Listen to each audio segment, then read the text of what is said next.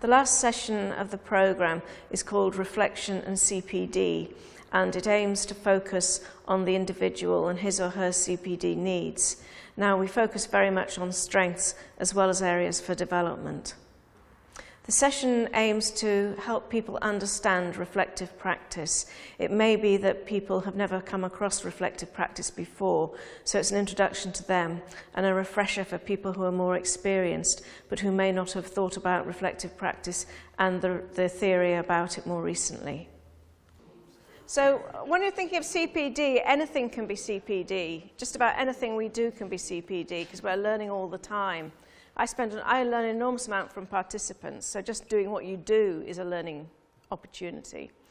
I asked participants to look at the competencies for CLD and use a traffic light model, red, amber, green, to highlight each competency according to whether or not they were able to do that, with red meaning they needed to do more work on it, amber meaning they were okay, and green meaning this is one of their areas of strength. Reflection in action. It's one of those things we all do, which is you're maybe doing something like I'm doing now, and you're sitting there, and everybody's going, falling asleep, or you've got young people, and they're going, and they're just kicking off, and things are not going well, and you think about it, and you think, and you're doing something, and you change what you're doing, you change the pace, or you change the activity. You do something different, and you think they're all full of energy, they need to do something running around, the young people, then we can sit and think about resumes or employment or things like that. And that's reflection in action. And Schoen used the word artistry. He said it was like there was real finesse, there was real art, it's a real art form being able to do that. And it's something we all do. And we all do it all the time. And what's happening is we're thinking very, very quickly and a little bit subconsciously about what's going on, what's working, and how we feel about it, and what we need to do to make it work better. So that's reflection in action. Then there's reflection on action. And reflection on action is when we do it after the event or at a later date.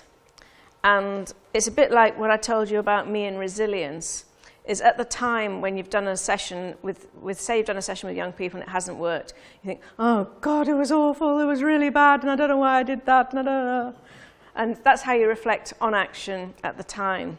But in a week's time, you might think, well, I did quite well considering that there were some troublemakers there and they were hell-bent on being difficult. Maybe what I did wasn't so bad after all, and maybe next time I could do this in that circumstance. And that's reflection on action. It's something we can do after the event, but not necessarily immediately after, but at a subsequent time.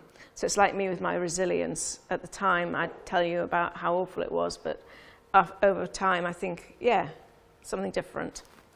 So there's reflection in action and reflection on action. And how can we be reflective? What can we do to be reflective?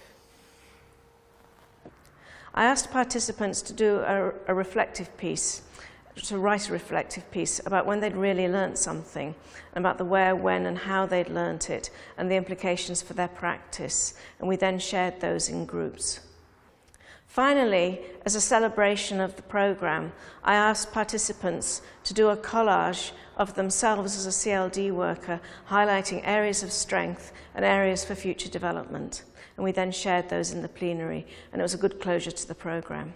The session was beneficial because people were able to focus on themselves. It raised self-awareness, it enabled them to practice reflection, and it enabled them to share reflection, to do social reflection with others.